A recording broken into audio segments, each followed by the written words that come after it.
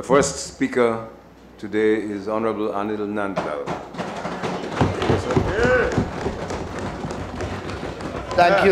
Thank you, Mr. Speaker.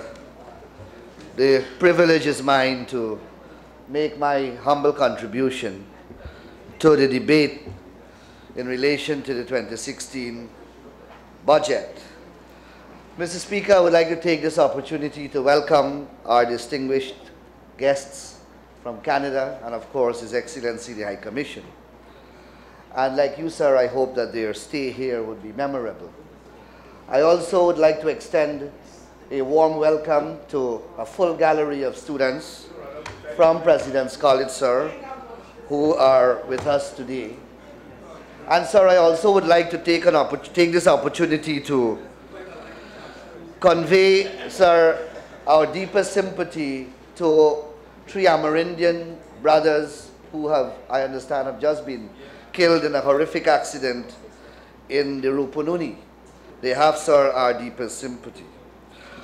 Sir, I wish to begin by offering my congratulations to the Minister of Finance and, of course, his competent staff for presenting and preparing the 2016 budget. And I have listened to the debates from both sides of the House. I have listened to the almost utopian outpourings which have emanated from the government side in relation to the absolute perfection with which this budget is blessed. And I've listened to the realistic and pragmatic arguments coming from this side of the House. And I say, sir, that I stand proudly with the pragmatists in our today's debate. Sir, I want to begin by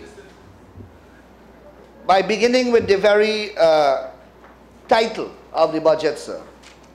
The budget is titled Stimulating Growth, Restoring Confidence, The Good Life Beckons.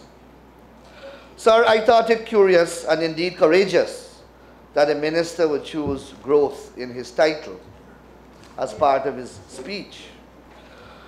Because when I looked at his own figures, sir, his own figures chronicled in his budget, it is the first year that this coalition government has assumed governmental office. It is the first year that they have taken control and management of the economy of this country. And it is the first year, sir, that we are recording our lowest economic growth in 10 successive years, 3.0%. And as a minister's figures. It is, sir, a sign, hopefully, not of things to come. Because I am a patriot, sir. I want the best for my country. So I hope, sir, that in future the minister will have a better performance to report in his next budget. Sir, but even the 3% growth rate that is reported in the budget for the year 2015, many persons out there have a difficulty in accepting. And, sir, while we may generate using macroeconomic mechanisms and using the Bureau of Statistics and the Central Bank to generate figures which establish growth rate, the real barometer for me, sir, is the views of the people out there who live in the economy, and their views, sir, are what, to me, are important. And I spoke with, sir, a wide cross-section of Guyanese. I spoke, sir, with the market vendor. I spoke with the professional. I spoke with the public servant. I spoke with the horse cart man. I spoke with the taxi driver. I spoke with the lawyer. I spoke with the businessman on Regent Street. And they all said, sir, they all said that in 2015 they experienced a horrible year. They said, sir, that money was not circulating. They said, sir, that their business performed badly. They said, sir, that they experienced the worst Christmas in decades. That is their view, sir. So we can, in this air-conditioned, very comfortable setting, we can speak about high growth rates, but the people out there have a different reality to which they are living. That's right, that's right. Sir, and when one looks at the figures and the productive sector, then one sees that the persons out there, the views that they have expressed are really borne out. Because in the productive sectors, as reported by the Honorable Minister, there was an increase in rice, but we all know the reality, no market for rice. The rice was reaped, but it is still in the factories, it is still at the wharf, it is still in the storage bond, and it is rotting there. So the rice farmers are in financial chaos. The sugar workers, they increased production, sir, but they were not paid their API because the world market price was low. The construction sector, sir, that is suffering from inertia because the government has basically torpedoed the previous government housing drive. So one of 3 ready-mix company now is up for sale. What? Construction is on the decline. Gold, sir, the prices remain stagnant in the world market, and there is no increase in production here. The government's efforts, sir, to grant concessions to the miners have been stymied because of a requirement that they put into the concession that the miners must get tax compliance. Of course, the miners find that a nightmare, so none of the concessions which they were granted are being enjoyed by them. So in all the major productive sectors in the economy, sir, they are not performing. And that is why, sir, the man in the street is questioning the minister's growth figures. Man in the street. They go both out. And then, sir, to rub salt into the injury, the Honorable Minister, in a contracting economy, in a depressing economy, reports to this House and to the people out there that there are no reported job losses. An astonishing statement. Persons stop me on the street and ask me, sir, if we can do something about statements being made in the National Assembly that are completely out of sync with reality. Because persons who have been dismissed are hearing that there are no job reported losses. They want to know if they have become phantoms. They are not recorded anymore in this country. 1,972 Amerindians, hundreds of employees in the public sector and the private sector have been dismissed. Sure. I have filed in the High Court several actions for dismissal. Wrongful. Whether the dismissal are wrongful or not is a matter for the court, but the dismissals have taken place. And the minister is saying unreported, no reported job loss. Oh, so people out there are questioning the minister's figures, and that's not a healthy thing, sir. And then the other very, I don't want to say outrageous, but what the people out there find very, very unnerving, sir, is another statistical data disclosed by the minister, and it is the exchange rate. The minister reported in his budget that the Guyana dollar, the US dollar, is changing at 206.5 cents with the US dollars, 206 Guyana dollars or 50 cents to the US dollars. That the people out there find as a total outrage. Because when the man from Rupununi goes to the Cambio, he has to pay 210 and 212. When the comrade from Durban Street goes to the Cambio right on King Street, he pays 210 and 212. When the comrade from Blackbush Polder goes to the Cambio in Rose Hall, he pays 210 and 212. And the distinguished and honorable minister is telling the House that the US rate is changing at 206. So the people out there want to know where these figures are coming from, because they are living a different reality, sir. Different reality. So, sir, thank you for your protection, sir. Sir, and then I wanted to know where this boost in revenue came from, because the minister reported that there has been an increase in revenue.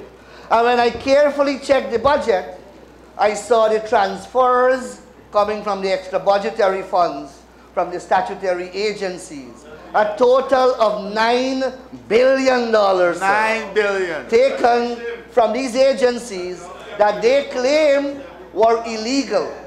But sir, so that is where the surplus came from. It didn't come from the economic activities officially. It came from monies that were put there under this government. This government. But sir, what is more fundamental is that the press would recall, the people out there would recall, and Your Honor would recall, that there was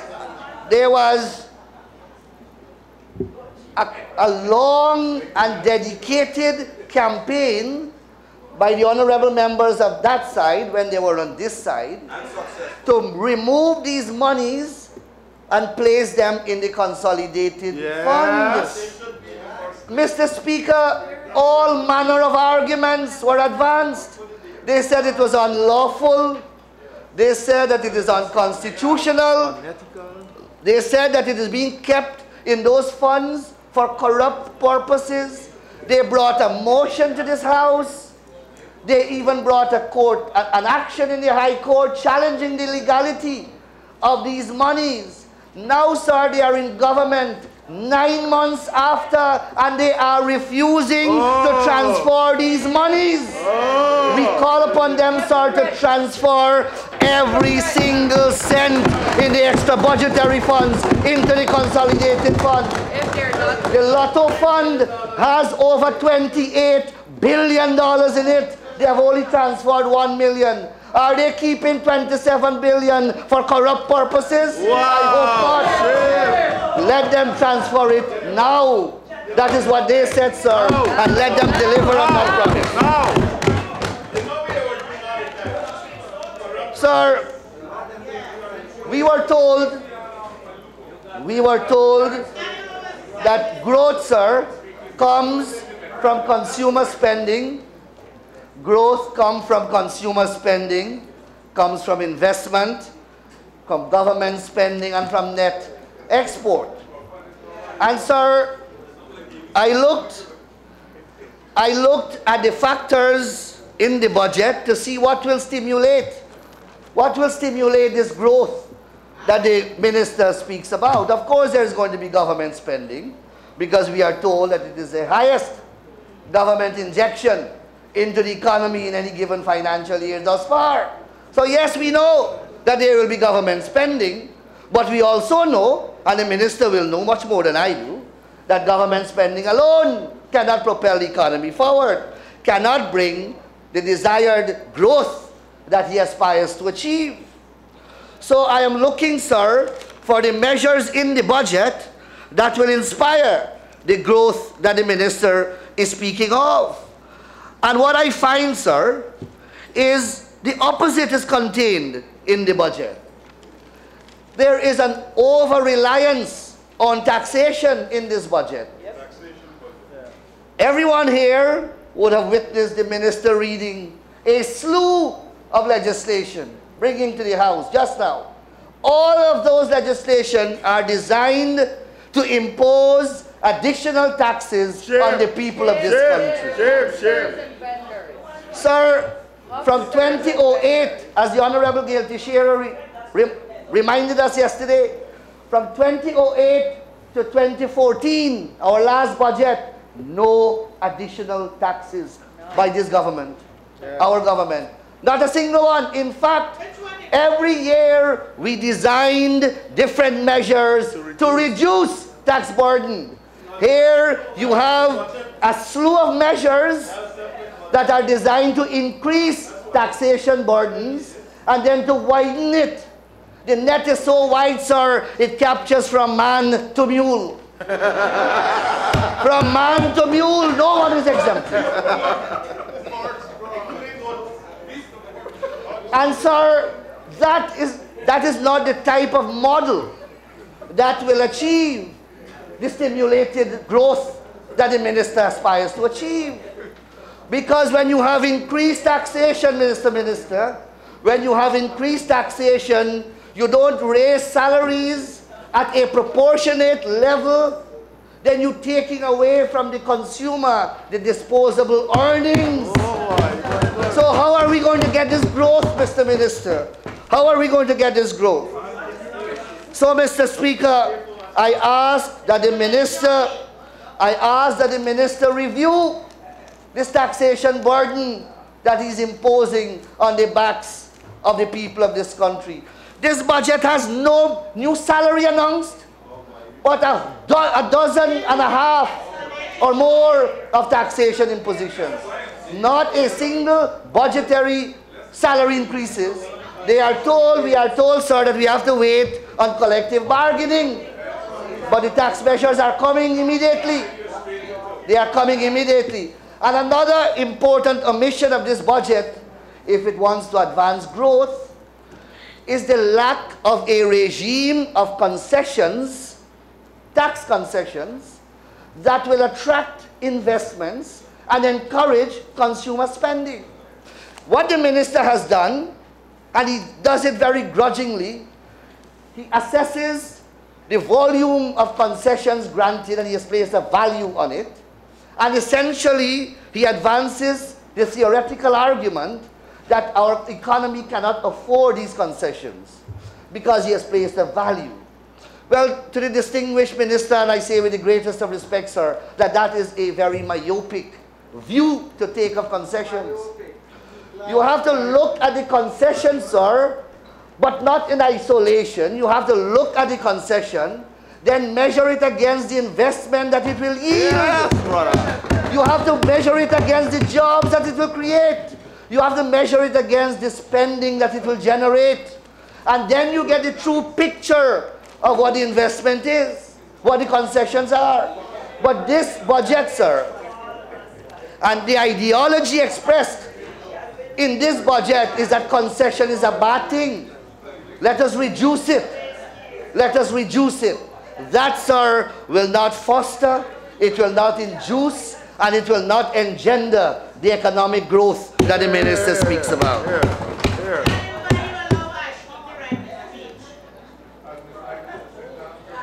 And then, Mr. Speaker, the minister said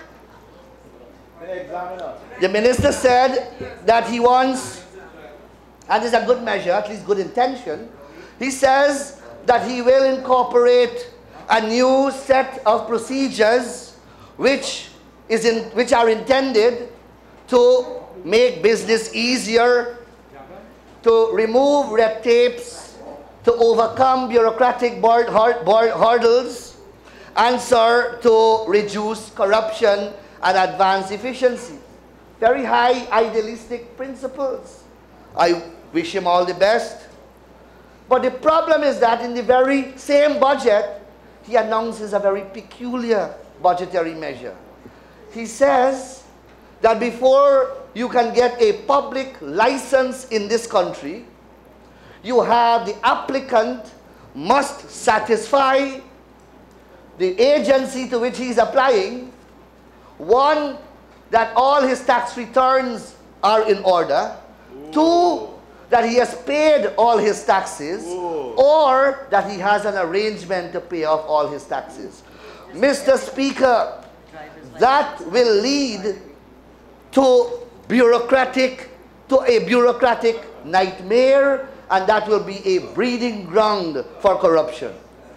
First of all, the minister, when he imposes that new measure, and it is being imposed, he doesn't speak about the institutional building of the capacity of GRA to deal with the traffic of applications that it will receive when the new measure is imposed.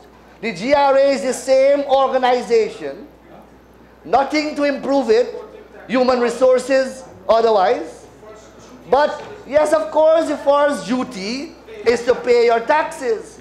But you also, at the same time, have to increase the state's ability to collect the taxes. That's the point. That's what I'm saying. That's the point. So, sir, when the first wave of applicants, when the mule cart driver goes there for his license, The minibus driver goes there for his license. The grocer goes there for his license. The shopkeeper goes there for his license. And then they are all told that they have to now go and get a tax return in order. They have to pay off their back taxes. Mr. Speaker, can you imagine the confusion that will take place? And Mr. Speaker, significantly, sir, significantly, there are some legal implications as well with these licenses. Now, there is something fundamentally and conceptually wrong with using one set of legislation as an enforcement mechanism to enforce obligations under another set of legislation. I will deal with that just now. There is something fundamentally wrong with that. Fundamentally wrong. If there are violations of the Tax Act, if there are violations of the Income Tax Act, if there are violations of the Corporate Tax Act, then these pieces of legislation have their enforcement mechanisms. Use it and go after the defaulters. Don't burden another set of legislation with the responsibility and the duty of enforcing this set of legislation. And it's not that we are without precedent on this matter. Mr. Speaker, in 2003, we amended our Constitution and we made, as a fundamental right, the right to work. Article 149 of our Constitution now reads, "No person shall be hindered in the enjoyment of his or her right to work," that is to say, the right to free choice of employment, unquote. No person shall be hindered in his right to work. No conditions are attached to this. Now, when the minibus driver goes to renew his license, and that is his work, and then he's told that he has to obey and not satisfy another set of conditions, sir, you may be in a collision course with the Constitution of the country. And as I said, we are not without precedent. And I implore my honorable friend, Mr. Ramjatan, to listen to me. A few years ago, sir, we implement a similar measure here in relation to professionals. We amended the Tax Act to say that professionals, before they get their tax practice certificate, they must file updated tax returns. Not that they must pay their taxes, not that they must enter into an arrangement to pay, but they must at least file their tax record. Mr. Ramjatan went into the witness box in the court, honorable member. Legal proceedings were filed by the doctor, by the accountant, by the lawyer, by the engineer, through their respective associations. After 14 years, that matter is still ongoing. Mr. Ramjatan went onto the witness box. Honorable member. Honorable member, let us not try to allow ourselves to be... Yes, no. It's because the honorable member is speaking. And doubtingly, and the honorable member himself went into the witness box to depose how unlawful it was for us to put that. Integrity in public office is important, sir. I'll move on. Sir, so I am asking, sir. What happened? On the what? On the what? For the what? For one sec. Could I please correct what? Because it would appear. Please. It is misleading this House as to two matters. The matter is sub judice, and he's raising it here to begin with. And secondly, he's misleading the House. The taxes were increased from 10,000, as you know, Your Honor, to 250, and the constitutional motion that I brought was oppressive. The tax practice certificate. So please, let him get it right.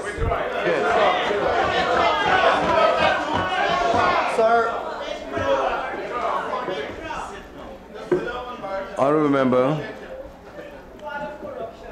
Mr. Nandlall, you are aware that we ought not in this House to raise as an issue matters which are before the court. I would suggest... Sir, if I may, sir. It's not no, you may not. You will listen to me now. Yes, sir. You are aware that the standing orders do not allow us to make mention of matters which are before the court. Sir, you are also aware that this matter is still before the court. I would suggest that you do what you know you should do in this matter. Sir, the standing orders do not say that you cannot mention a matter that is in court.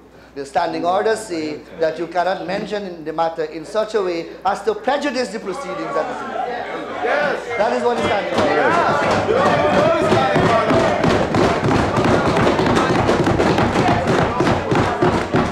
Hold on to the argument. That is what the standing order says.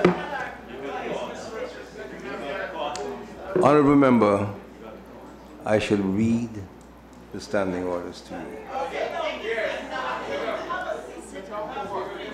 So do I sit or do I stand, sir? Who you tell us to sit down? Honorable Member, you may sit. Sit, thank you. Thank you. Reference, and it will be helpful to all other honorable members. Reference shall not be made to any matter which is sub judice in such a way as might, and I would emphasize the words following, in the opinion of the chair, prejudice the interest of parties thereto.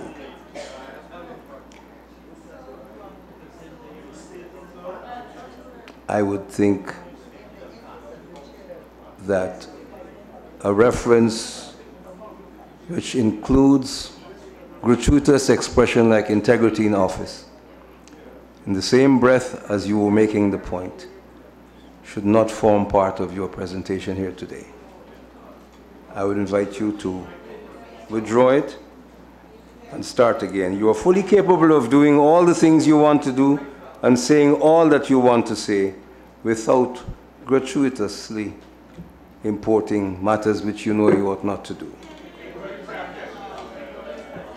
What? That integrity is important to public office? That's a statement of fact. Sir.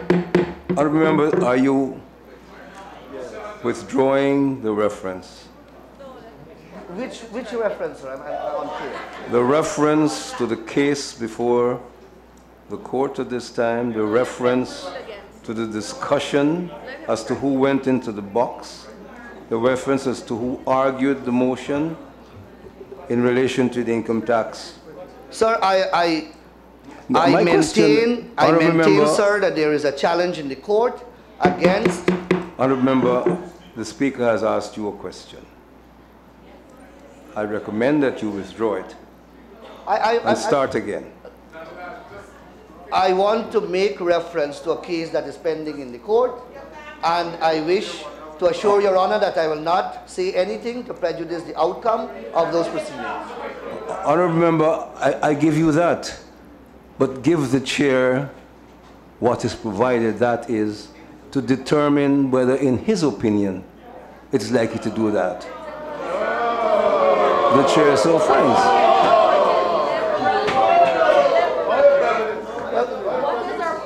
Can I make the statement then, sir, and then you will judge? That interpretation has to be wise. Honorable Member, I wait your response to my request. I want to say, sir, I want to say that there are proceedings pending which challenges the legality of a provision in the Tax Act which requires persons who are to obtain a tax practice certificate to first file their returns. There is such a proceedings pending in the court. Honorable member, am I to take it that you withdraw the references to a particular honorable member in here? Yes, yes, of course, yes. Well, yes. then you should tell us that. No, I wanted to know what you want me to withdraw, sir. Honorable member, honorable member,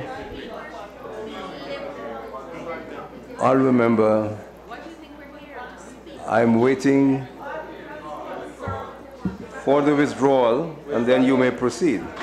I withdraw the statement to which in which I mentioned Mr. Ramchatan's name, the honorable member. I accept that, honorable member. You may proceed. Yes. So, sir, I am humbly and respectfully cautioning the Honorable Minister of Finance to expect a slew of litigation in relation to some of these measures, which impose burdens on the taxpayer in relation to one set of legislation to enforce another set of legislation. Yes. And that is an eventuality that the honorable member will have to confront soon.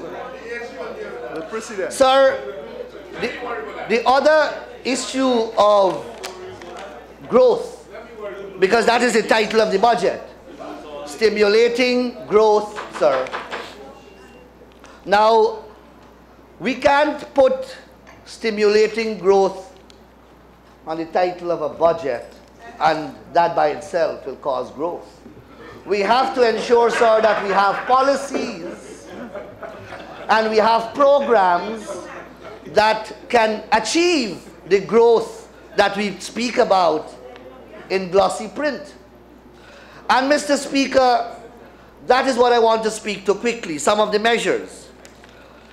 Mr. Speaker, firstly, this government, I implore this government to demonstrate to the people of our country that they respect and they will protect private property. Because we have had a series of incidents where persons who have been issued with transports and certificates of titles and are living in their homes, they are being ejected from their homes. What? With notices being erected by the Central Housing and Planning Authority saying that this is the property of Central Housing and Planning Authority. What? And persons, titles and transports are being revoked.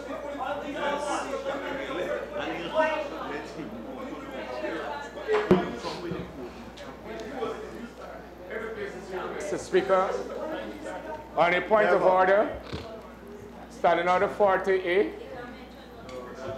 Again, Mr. Speaker, the honorable member is referring to a matter that is before the courts of Guyana.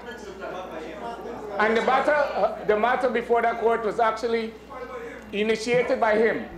And we are asking him, sir, to desist again. Honorable.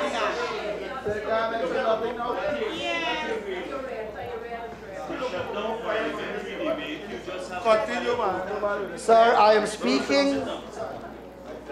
The honorable member for his intervention. Please continue. I am representing the interest of dozens of people with whom I have spoken, whose properties are being taken away by the state. That is the contention that they are advancing. Whether it is in court or not will never be a gag against me speaking on it. An injustice remains an injustice, whether it is litigated or not. Litigation is to bring justice, not to perpetuate injustice. They're not, but even if they were, so what? They're not, but even if they were, so what? Honorable member, So what? You were working. the words will still remain the same. Do not expend so much energy. Please proceed. Injustice has that effect on me, sir. Injustice. Yes, sir. So when we speak about growth, growth comes from investment, it comes from spending, People will not invest in an economy, they will not spend in an economy, and there will not be growth in an economy where private property is not protected. That's the fundamental point here. Honorable Member, even with pauses, you have 5 minutes remaining. Mr. Speaker, the points of orders are usually not included in the calculation of times for speakers because there's a pause. Otherwise, this could be a measure, sir, that every time we speak on this side, points of orders are raised, taking away time from us. Secondly, sir, in relation to the honourable member's time, excluding the points of order, he therefore has a total of 35 minutes, and I'm seeking the 5-minute extension within that 35 minutes. Honourable Member, I thank you for your intervention. Honourable Member, you will speak for a total of 35 minutes. There's one point to be clarified.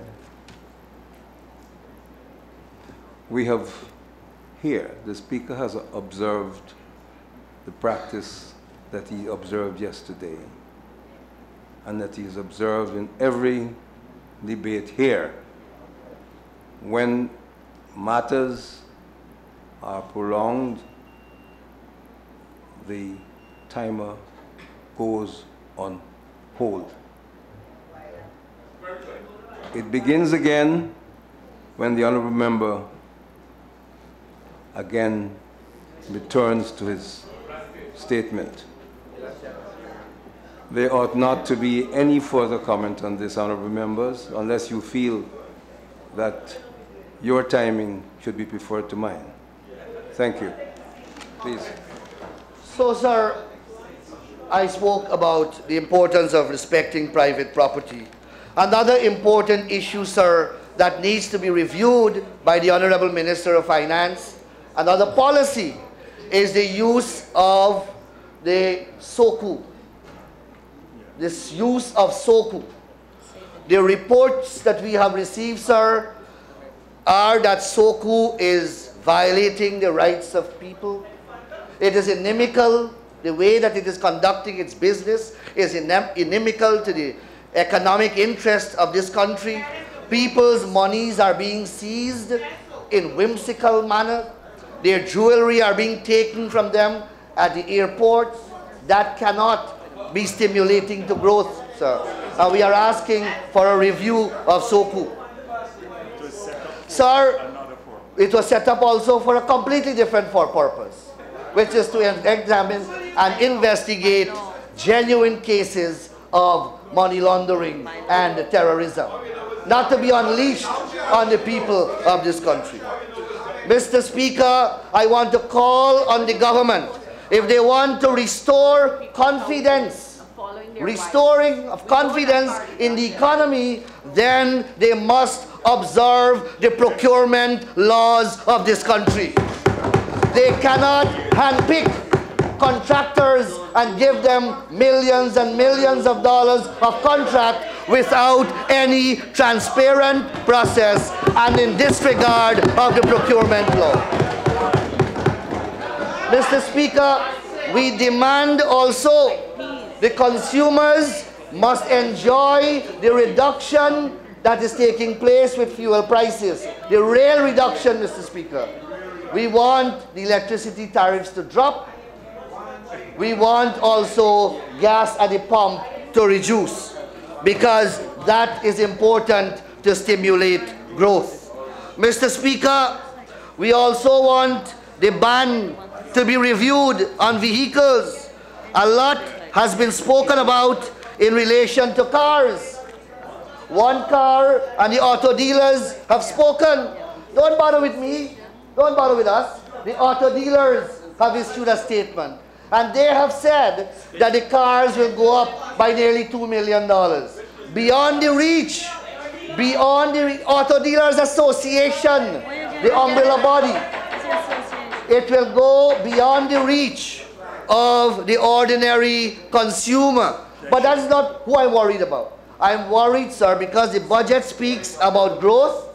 I'm worried about the productive sector, the agricultural equipment the construction equipment, and I have here, sir, a list of prices of trucks and motor lorries and capital equipment that are now being imported that are 15 years old, and I want to give the likely price that it will be if the new ban is imposed and the importers are forced to bring in vehicles that are 8 years and under. Honourable member, you have 5 minutes more. Yes, sir. A Bedford axle single axle truck now is 6 million. It will become 18 million.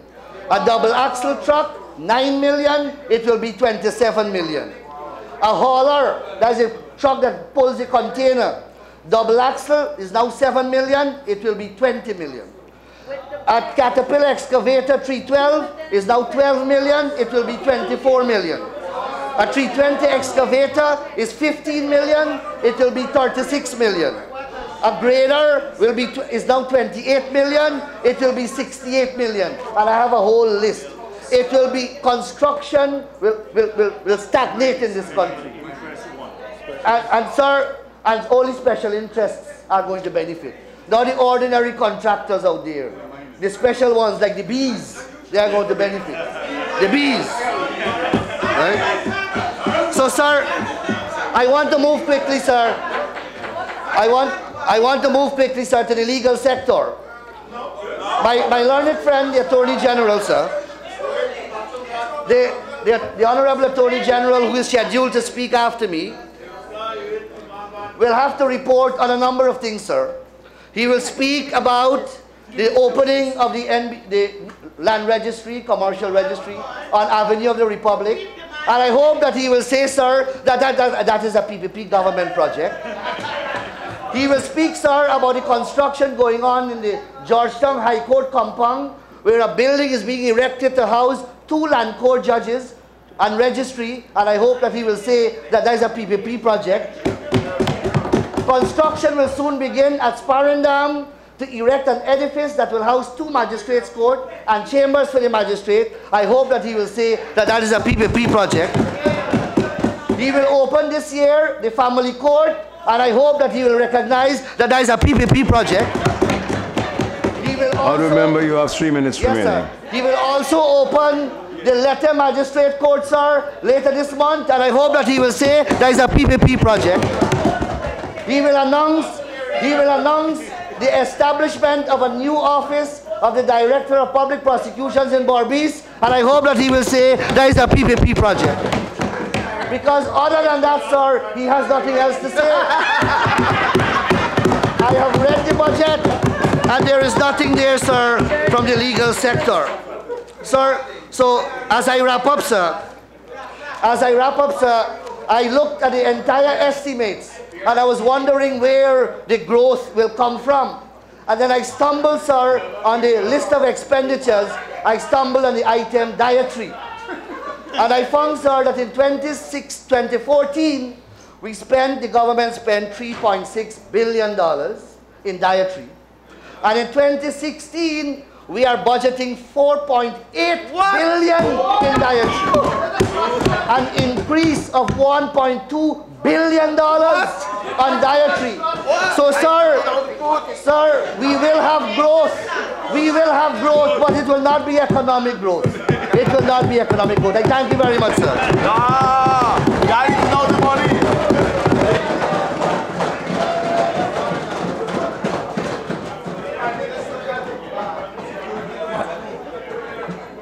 I thank the honourable member for